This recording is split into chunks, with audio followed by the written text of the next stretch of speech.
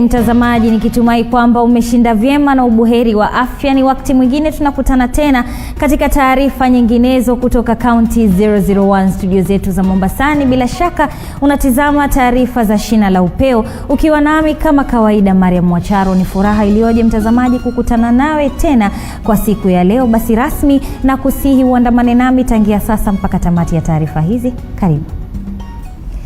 Na tunaanza na masuala ya elimu kwamba zoezi la kuwasajili wanafunzi watakaojiunga na kidato cha kwanza linatarajiwa kukamilika kufika tarehe 15 mwezi huu. Waziri wa elimu Profesa Magoha amesema zoezi hili linakuwa la sawa. Wakati huo huo, serikali inasema imetenga shilingi bilioni 9.3 kwa elimu bila malipo. Shilingi bilioni 2.8 zitaelekezwa kwa shule za msingi, huku shilingi bilioni 6.5 zikitengewa shule za upili. Over 10 million of them. I want today to request on behalf of government that the Kenyan parents who are still denying paying the balance of their third term school fees should please pay that fee without further delay. Our population is a very interesting one. The majority of the people who are not paying fees can afford to pay fees. My exemption is that the head teachers and principals should double check and ensure that the child they are sending home is not from a very poor and indigent family, or a family that has lost a job. The majority of the people who are refusing to pay fees can afford to pay, and they must now pay. This is the last term of the year, the last half of the last term of the year. So I have moved backward a little, because many people are taking advantage. I think the principal should be able to confirm. If you are very sure that the child is extremely poor, or parents have no way of getting the fee, you can retain. But otherwise, feel free now to administer. By all means, people who have not paid fees should pay fees. I think that's what I wanted to mention. This 2.8 billion, which is the complete amount for the primary school, so there is no reason for any shortages, and has released 6.5 billion for secondary schools. We still have another 6.5 which we are going to release in the very near future. I think those are the two things I wanted to mention, and also to say that the Form 1 selection is going on very well, and we should be able to talk to the nation before the 15th of this month. We have ensured that there is absolute fairness, more especially for the children who are intelligent and are poor from the slum areas. Wengineko, mbunge wa Nakuru ya Magharibi Samuel Arama amewaomba viongozi kujitenga na miungano ya kikabila na badala yake akawataka wajitahidi kutimiza ahadi zao za kikazi. Akizungumza afisini mwake huko Nakuru, Arama ameshtumu vyama vinavyoegemea maeneo ya kikabila na kusema huo ndio mchakato wa kuzua ghasia nyakati za uchaguzi. Wakati huo Arama ameipongeza serikali ya kaunti ya Nakuru kwa hatua ilizopiga ili kufikia kiwango cha kupata hadhi ya jiji. Na hii maneno ya multi-party ndiye emeleta ukabila hapa Kenya. Kabisa emeleta shida Kenya kabisa, and we should be able now to move away from hii maneno ya culture. Where mtu anasema ati mtu yangu lazima akue mahali fulani ndio maybe tusaidika as a community. Kwa sababu you can imagine since independent, two communities ndio wanakuwa, inatoka kwa Mkikuyu inaingia kwa Mukare. Mukare tena anataka amerudishia Mkikuyu tena anataka arudishe. I'm not being tribal because hapa Nakuru in my constituency ile watu walinipigia kura 90% ni Wakikuyu. Hawakuangalia maneno ya mimi ni Mkisii. Hawakuangalia maneno ya chama, kwa sababu hata 2013 walinipigia nikikuwa ODM. Na unajua maneno ya city yakikuja inakuja na maneno mingi sana. Mimi nataka kushukuru sana because I know the president was following. Uhuru Kenyatta ndiye anataka imali yakuwe city. Unajua Uhuru Kenyatta comes from this county, wake ni hapa Gishaya farm. And of course we want to thank the governor of Nakuru County, Honorable His Excellency Honorable Kinyanjui, kwa sababu amefuata sana. He was actually following, and like what I could see some people thinking that the city was brought by somebody else. When I was seeing wale watu walikuwa wanaongea pale the Senate, they were heaping praises to the wrong person. Katika taarifa nyinginezo, katibu mratibu katika Wizara ya Michezo Zack Kinuthia amejitokeza kumuunga mkono Rais Uhuru Kenyatta kwa hatua yake ya kutowapitisha majaji, akisema kuwa rais amezingatia maadili na uadilifu kama ilivyoratibiwa kwenye sura ya 6 ya katiba. Akizungumza katika shule ya sekondari ya Kahumbu, wadi ya Kigumo, Kinuthia alimpongeza Rais Kenyatta kwa kusikiliza kilio cha mahakama kuhusu mrundiko wa kesi ambao ulikuwa unaendelea kulemaza shughuli za mahakamani. Kadhalika alimpongeza Jaji Mkuu Martha Koome kwa kuharakisha mchakato mzima wa kupitisha majaji. And on behalf of the young people, especially the ones in professionals, the ones in sport, like the ones behind me today, we want to congratulate the President for having heard the cry of judiciary and appointed judges, having appointed 34 judges in total in the Court of Appeal, in the Environment and Land Court, and in Employment and Labor. The President has done an honorable and noble act by ensuring that the limitations that the judges have not been able to deliver because of scarcity of judges now has been solved. We thank the President for having had this. We thank the Chief Justice, Madam Honorable Justice Lady Martha Koome, for your excellent lobbying. That was your first assignment in office and you have achieved it. Now we pray that the appointed judges may move with speed to clear the backlog of cases, may move with speed to ensure that our justice system has been restored to what it was, and to ensure that they are serving the greater good of the country. Kama njia mojawapo ya kukabiliana na mimba za mapema ambazo zinazidi kushuhudiwa miongoni mwa wasichana wenye umri mdogo, mashirika mbalimbali ya kijamii kutoka kaunti ya Busia na Kisumu yameandaa kongamano mjini Busia kuwahamasisha watoto wa kike. Kwenye kongamano hilo, afisa wa shirika la CCGD Nelly Opolo amesema kuwa wamechukua hatua hiyo ili kutafuta suluhu ya kudumu la ongezeko la mimba za mapema, kando na kuwapa hamasisho wasichana wachanga na wale ambao walijifungua watoto wakiwa katika umri mdogo in sexual matters. Na pia tunahimiza wazazi waweze kuwa karibu na watoto wao, kwa sababu saa hizi wazazi wana concentrate so much shughuli za kutafuta si mbaya, but it is also good wazazi waweze kujua watoto wao wanashughulika kivipi, wanajihusisha na kina nani huku nje, so that tuweze reduce these issues of teenage pregnancies. One of the reasons enye wanawake ama wasichana wanajipata sana wanakuwa victims kwa hizi dhulma za kijinsia ni kwa sababu ya hawana hela ama ni pesa inawafanya wanakosa. Lakini sasa huwa tuna empower these women. Wakipatikana kwa hizi situations, tuko na kiti yenye angalau tuna empower business zao, tunafanyia trainings, ndio ina reduce vulnerability na cases za gender based violence hapa Busia na kaunti zingine ambazo tunapatikana zinaenda zinapunguka.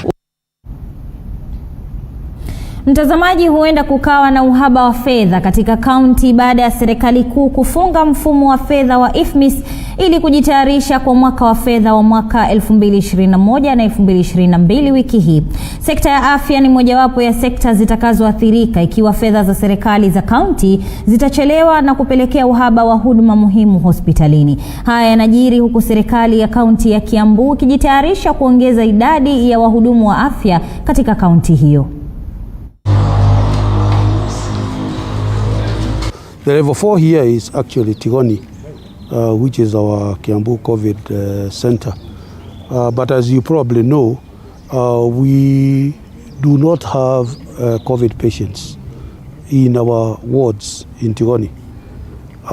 But that does not mean that we would not admit COVID patients. So what we've done is we have officially opened the hospital for ordinary patients. So now we have divided the hospital into two. The lower part will be, and the tower will be the one that we are limiting for patients, COVID patients. But the upper part, which has a capacity of close to 100 beds, is now open for ordinary patients. So that even patients from here now can be able to be admitted there.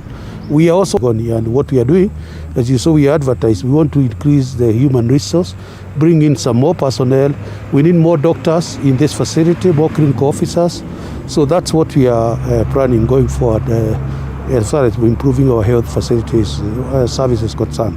Unless we stock enough drugs now, we shall be facing difficulties in July all the way to August. But we are hoping, and we've prepared ourselves with procurements, that as soon as we receive the 2 exchequers, which we are hoping to maybe we can receive by next week, we can be able to buy enough drugs that will take us all the way through to September.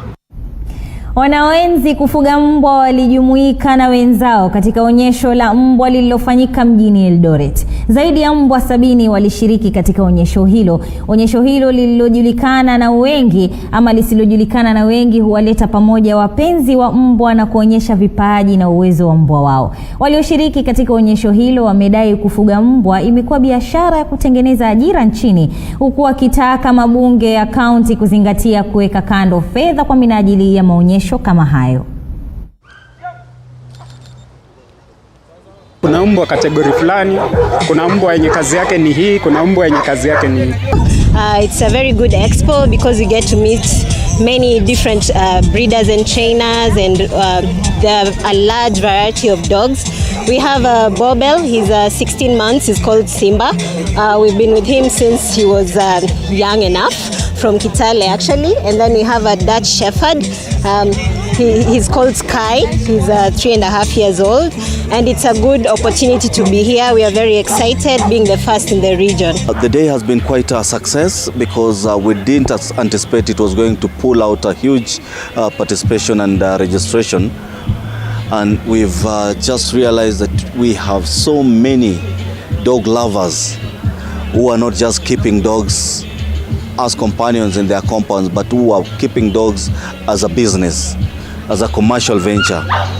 So we have had very many breeders registering and coming all the way from Nandi,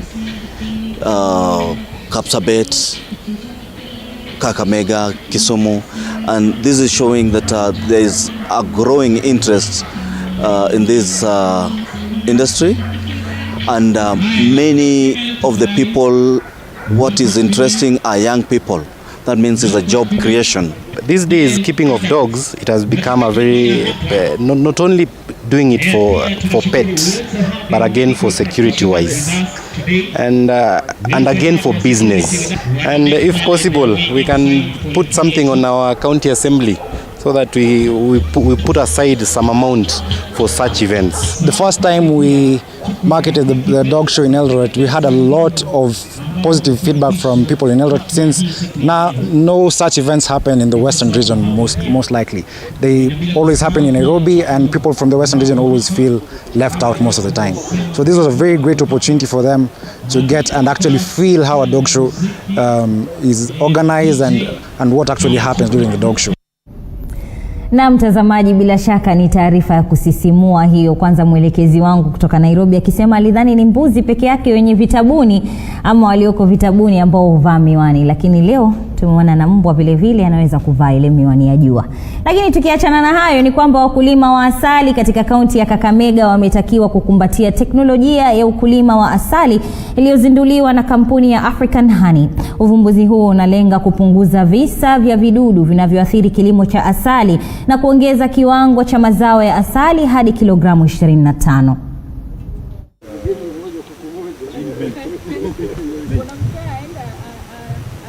So tunatitiza ya kwamba kama wakulima wanaweza enzi teknolojia ambazo zitawezesha kujua quality ni mzuri na pia mazao ya asali. Na tunasema pia asali iko na soko kubwa sana. Kwa wakati huu pia tunachukua asali kutoka Tanzania, Ethiopia na nchi zingine.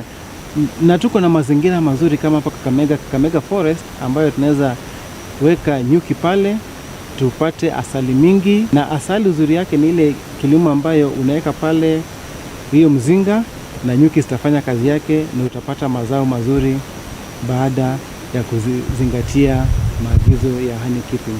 Matatizo ambayo yanakuwa wakulima wakubwa ni kumana ni kitu kama maelemisho, ni kitu kama tunasema hizo sasa tutafanya na training na culture ili wapate kuelimika kujua vile vile nyuki zinaweza tunzwa vizuri, kwa maana si jinsi ya kupata asali peke yake, ni vile mimea yote hii ambayo tunakuza, iwe mahindi, maharagwe, miti zetu za matunda, zote zinategemea nyuki for pollination. So itakuwa mzuri pia waoneshe vile wanaweza tunza nyuki, wasifukuze nyuki. Tunajua ya kwamba kweli asali inasaidia sana watu wetu, ni dawa, ni chakula, na kwa hivyo lazima tuhifadhi nyuki. Mtazamaji, afisa wa polisi Edwin Oscar Okimaru ambaye anatuhumiwa kwa kumuua Joshua Mungai katika eneo la Olekasasi, Ongata Rongai, kaunti ya Kajiado, atalazimika kubaki korokoroni kwa siku kadhaa zaidi. Hii ni baada ya kusikizwa kwa ombi lake la kuachiliwa kwa dhamana kusongeshwa nyuma hadi tarehe 10 mwezi wa Juni mwaka huu na mahakama ya juu ya Machakos. Ombi la Okimaru lilipingwa na upande wa mashtaka kwa madai kuwa afisa huyo atahusika katika kuficha baadhi ya ushahidi dhidi yake ikiwa ataachiliwa huru. Accused was a GSU officer serving under the Reke company, and the prosecution in that case stated that there was a likelihood of the said GSU officer interfering with witness, including intimidation, since him being a GSU officer was familiar with tactics in the police force. Your Honor, my client serves at a lower rank, but still a police officer, and I know he understands the repercussions of intimidating witness or interfering with police investigation. It could be bad for him in this matter and also in his job. Okay, he'll be remanded at Muthaiga police station till the 10th of June. Machakos criminal case 10 of 2020. Moses Orwa. Wanachama wa shirika la Nyakinyua kutoka kaunti ya Uasin Gishu wamelalamikia unyakuzi wa shamba lao lenye upana wa ekari 100 na ambalo wanasema walitunukiwa na aliyekuwa rais wa kwanza Mzee Jomo Kenyatta miaka ya 70. Shirika hili ni shirika hili la Nyakinyua ambalo wanachama wake ni wazee wanahoji kuwa hatimiliki halisi ya shamba hili liliibiwa na mwekezaji maarufu eneo hilo. Wanachama wa shirika hili wamesema miaka 70 baadaye hawajanufaika na shamba hili ambalo walipewa kama makao na vile kujiendeleza kiuchumi kutokana na mtafaruku uliopo wa kukosa vyeti. Kamishna wa kaunti ya Uasin Gishu amesema wasimamizi wa makundi tofauti wamekuwa wakitumia shamba hili kwa manufaa yao.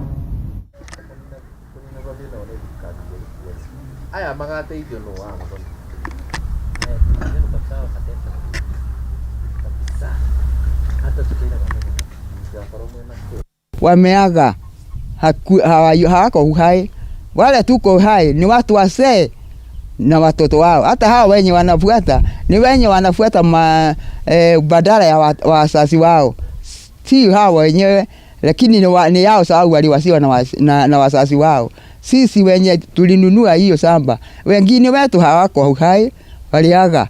Tuwa mbele wa kirasi ya mbele walikuja wakafukuza wote, hata wenye tulikuwa tumejenga tukafukuswa. Sasa tukarudi nyumbani, kukakaa tukasikia wanyang'anyi wameingia huko na kujenga. Tukienda huko ni kama vita tu tukifukuswa. Sikia kuna watu wako na title deed ya hiyo shamba, na wakati wanaenda kufanya search inatoa Nyakenyua Land Company Limited. Kwa hivyo ni kuonyesha hiyo ni title ya badia, lakini title yetu inasema ni ya Nyakenyua Land Company Limited kutoka mwanzo tangu wakati tulipewa hadi wa leo.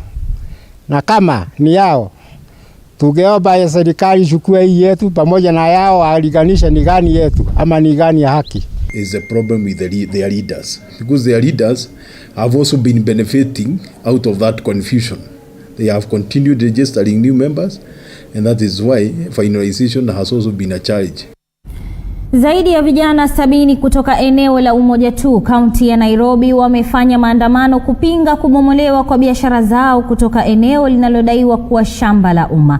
Vijana hao wanaomiliki biashara za kuosha magari na useremala wanalalamika wakisema hawakupewa notisi ya kuhama. Wamefanya maandamano na kuwasha moto barabarani huku wakimlaumu mwakilishi wadi wa Umoja tu Ouma Ndonji kuchangia ubomoaji wa biashara zao kwa madai ya ujenzi wa hospitali mpya eneo hilo. Wanadai wamechunguza na kupata kuwa hamna mradi wa kujenga hospitali bali ni njia tu ya kuwafurusha ili uporaji wa shamba hilo utekelezwe.